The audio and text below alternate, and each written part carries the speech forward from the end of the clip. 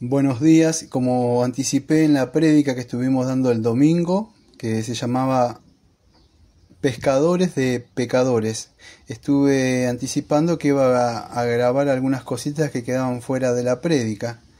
Y una de las cositas que quedaban era que en Mateo capítulo 4, versículo 23, dice así: recorrió Jesús toda Galilea, enseñando en la sinagoga de ellos y predicando el evangelio del reino, y sanando toda enfermedad y toda dolencia en el pueblo.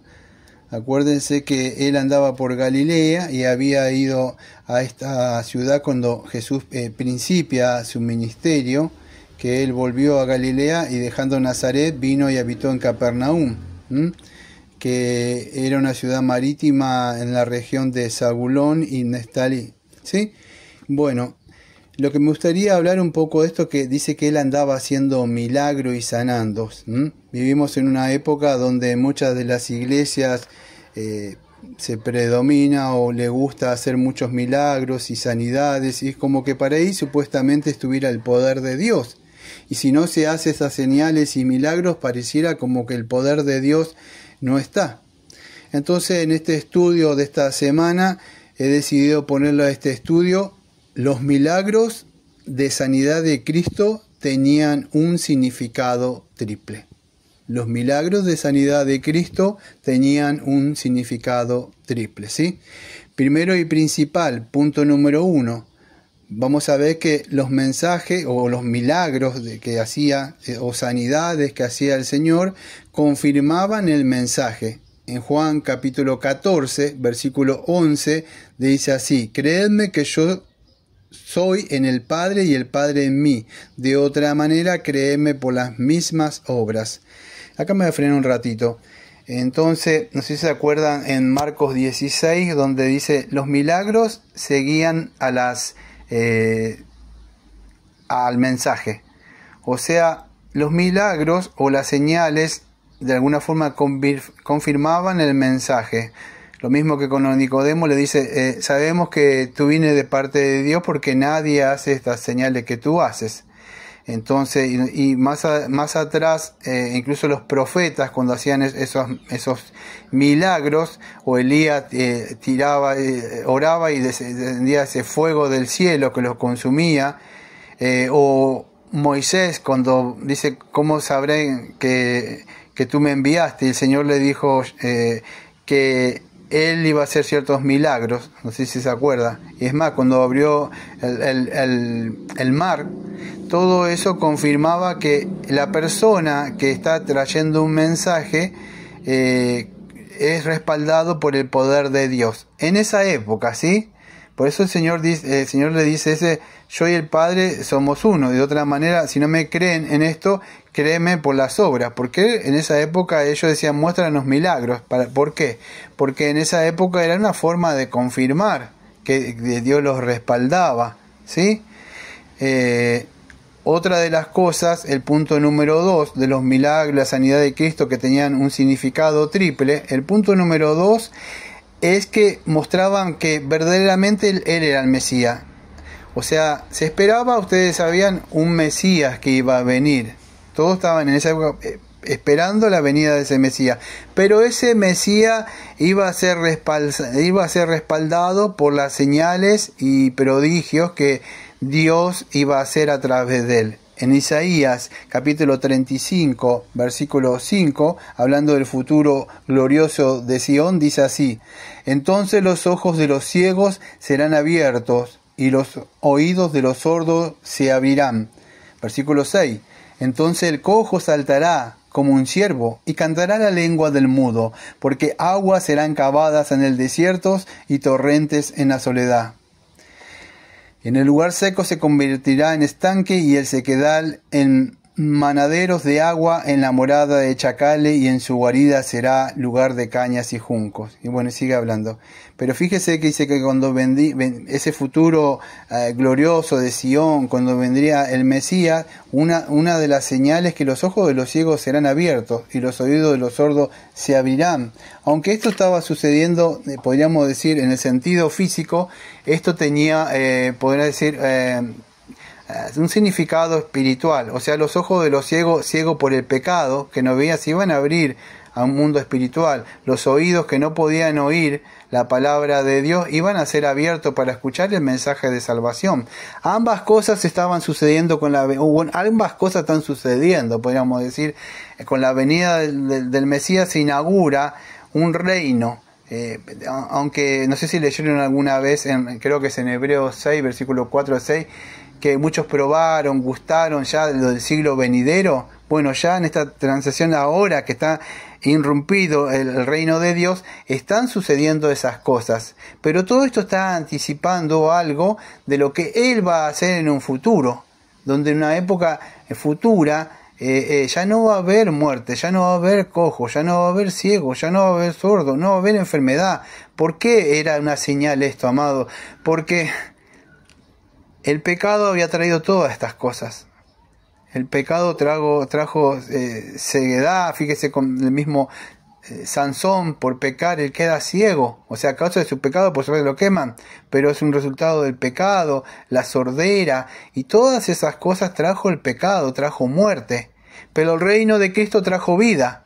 Pero muchos malinterpretaron que Cristo vino a sanar, como las iglesias deben a sanar, para que vuelva a pecar. Es como Jesucristo restaurara al hombre pecador y dice, bueno, vio con un taller de auto, entra en una moto y lo restauran y sale de nuevo y puede salir. Es como que Cristo anda restaurando en milagros y señales para que vuelva pecador. No, amado, eso era una señal de que el Mesías había llegado. Y era que las personas tenían que volverse a arrepentirse, pero no era, tanto en esa época malinterpretaron eso como malinterpretan en el día de hoy. En Isaías 53, versículos 4 y 5, nos habla también parte de lo que este Mesías iba a sufrir por nosotros, que dice: despreciado y desechado entre los hombres, varón de dolores y experimentado en quebranto, y como escondimos de él el rostro fue menospreciado. Y no lo estimamos, ciertamente llevó nuestras enfermedades y sufrió nuestros dolores. Y nosotros le tuvimos por azotado, por herido de Dios y abatido. Y sigue diciendo el profeta que él fue más herido por nuestras rebeliones y molido por nuestros pecados, y el castigo de nuestra paz fue sobre él, y por su llaga fuimos nosotros curados. Todo esto iba a ser lo que iba a ser el Mesías. Incluso estos milagros que en Isaías 61, versículo 1 también dice lo siguiente: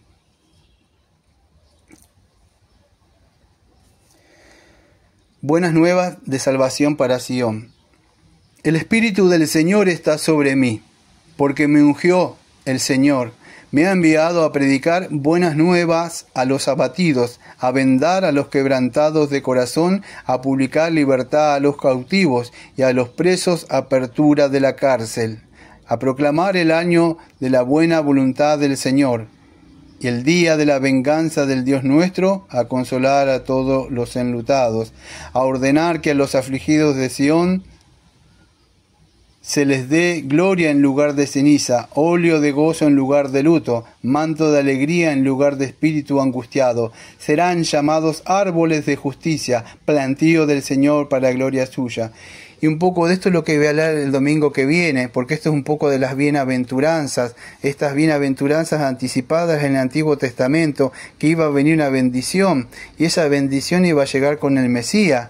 Fíjese que él dice que el Espíritu del Señor estaba sobre él. ¿Pero para qué era? Para predicar las buenas nuevas a estos abatidos, a estos pobres de espíritu que hablar el domingo, que de verdad se quebrantan en el sentido que reconocen que son pobres, que son deudores ante el Señor. Para ellos hay buenas nuevas, el Señor ha llegado, pero ellos esperaban eso en el sentido de que todo esto iba a venir acompañado por señales y milagros, pero esas señales y milagros eran para acreditar que ese Mesías que venía a redimirlo, que venía a perdonar sus pecados, había llegado. Pero la gente en necesidad, como del día de hoy, que quieren ser sanas, que el Señor les solucione todo, van en busca de ahí. Y entre todo eso iban mezclados, los que sabían que era el Mesías verdadero venía, y aquellos que buscaban los panes y los peces. Fíjese, incluso hubo una confusión para Juan el Bautista, no sé si se acuerdan en el capítulo que lo vamos a ver más adelante, pero yo anticipé un poco de esto. Fíjese que incluso, amado, para Juan el Bautista, que él estaba predicando del Señor Jesucristo, en Mateo capítulo 3, él estaba, dice, arrepentido porque ya el reino de los cielos había llegado. Y él está predicando la venida de este Mesías. Pero en un momento, presta atención, cuando él va preso, porque fíjese que el domingo pasado hablamos en Mateo 4 que el Señor dice que cuando se enteró que Juan el Bautista fue preso, él le encaminó para otro lugar. Pero cuando él está preso, tuvo una duda. ¿Por qué tuvo una duda? Bueno, porque a ver cuando los profetas hablaban, no todo era bien claro. Es como ver cuando usted ve una montaña, aquellos que conocen las montañas, o los árboles, vamos a hacer una montaña, y usted mira de un lado y usted ve, ¿cómo puedo explicar? Al ojo natural ve una distancia así nomás cerca. Es más, si usted pone un dedo, ve algo así nada más. Pero si usted puede ir acercándose, y usted puede subir a una montaña, se va a dar cuenta que la distancia es de kilómetros, quizá más. No es tan así, tan cerca. Quizás las profecías parecían ahí nada más. Por eso cuando dice el Espíritu del Señor está ahí, hay una parte. En Lucas 4 también hablan una parte, pero del juicio de Dios todavía no habla. Bueno, lo que quiero explicarles es eso, que muchos no entendían. Pensaba que el Mesías llegaba y se solucionaba todo. Pero la venida del Mesías venía en dos partes. Primero venía a cumplir la ley, a morir, y después en la segunda venida venía a venir como juicio. Por eso que Juan el Bautista no entendió esto. Y él en su dolor y que está preso, dice, ¿cómo estoy preso acá? ¿Y por qué el Señor no hace esto? ¿Por qué si él ya tenía que solucionar todo? Y ahí esto es lo que nos explica un poco en Mateo capítulo 11, que dice en el versículo 2 al 6. Al oír Juan en la cárcel los hechos de Cristo, le envió 2 de sus discípulos para preguntarle, ¿eres tú aquel que había de venir o esperaremos a otro? Y respondiendo Jesús le dijo, id, haced saber a Juan las cosas que oís y veis. Los ciegos ven, los cojos andan, los leprosos son limpiados, los sordos oyen, los muertos son resucitados, y los pobres es anunciado el Evangelio.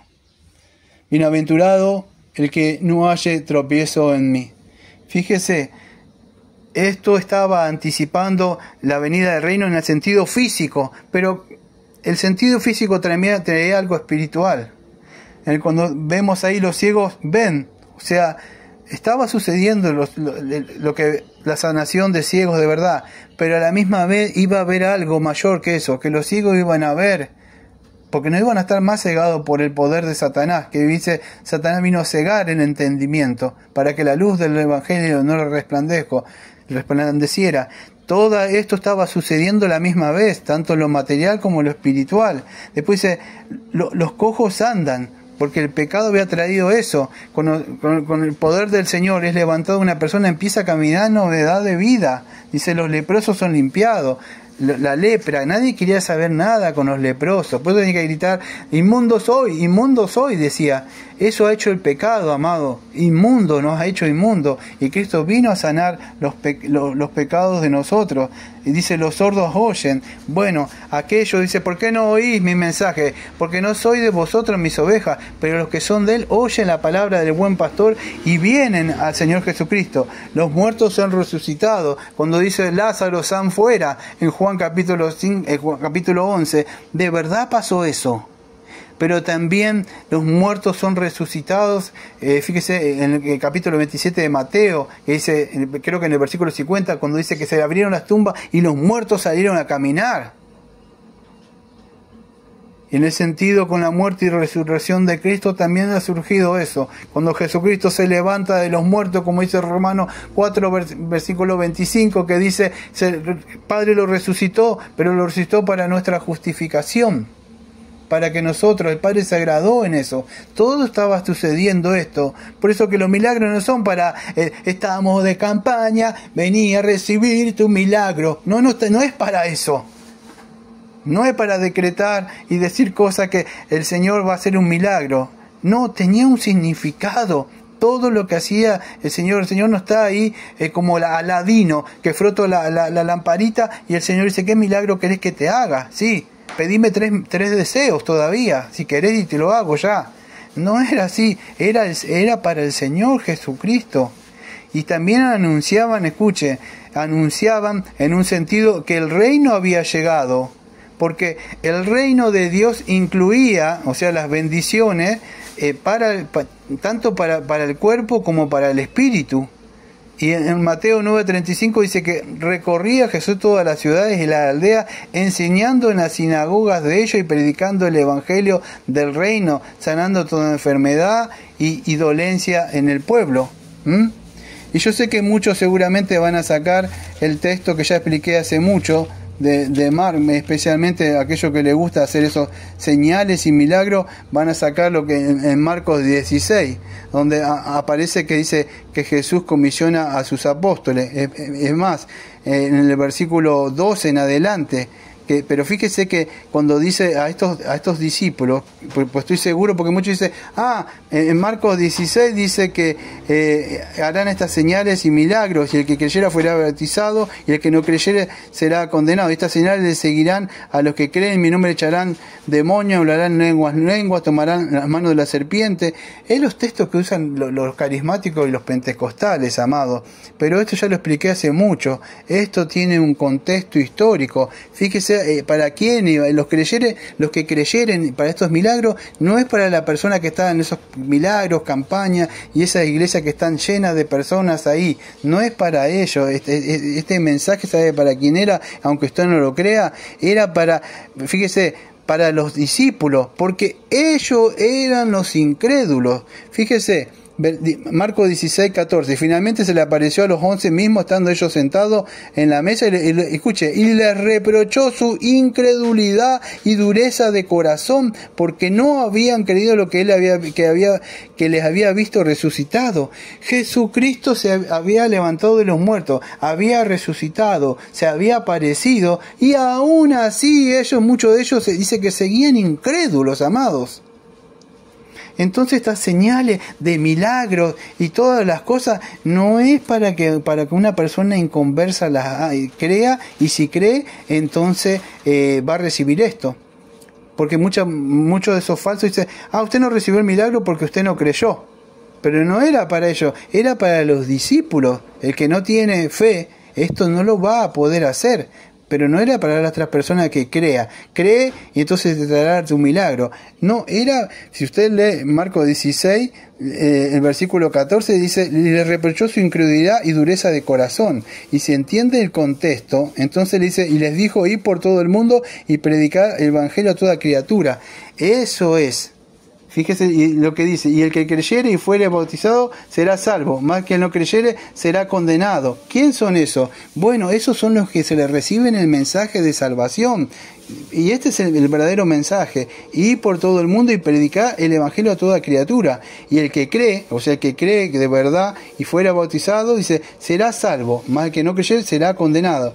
Y fíjese, y estas señales seguirán a los que creen en mi nombre, echarán fuera demonios, hablarán nuevas lenguas y tomarán en mano. Pero esto, amado, ¿para qué era? Fíjese que está hablando en singular, el que creyere y fuere bautizado. ¿Sí? Está hablando en singular a las personas que se les llevaba el mensaje de salvación, pero está hablando en plural a las personas, a los apóstoles, y estas señales seguirán a los que creen en mi nombre. O sea, ¿por qué? Porque ellos no creyeron cuando incluso se les resucitó, pero esto no era lo que creyeron a lo que les están predicando una campaña. A ustedes, si creen de verdad en mí, que ustedes que son mis discípulos creen esto, bueno, van a llevar el mensaje de salvación, y si creen en mí, también van a hacer estas señales para que aquellas personas confirmen el mensaje de verdad, que crean que yo resucité, porque si ni siquiera ustedes están creyendo que yo resucité, que son mis discípulos. Entonces estas señales le van a confirmar el mensaje de que yo resucité, pero si ustedes creen que esto, ¿puede entender el contexto en lo que habla en singular el versículo 15 y 16, y cuando habla en plural el versículo 17 a los mismos discípulos? Por eso, amados, que los milagros de sanidad de Cristo tenían un significado, tenían un propósito. No está para estar haciendo show y cosas ahí, porque hasta Satanás puede hacer esos milagros si quiere hacerlos.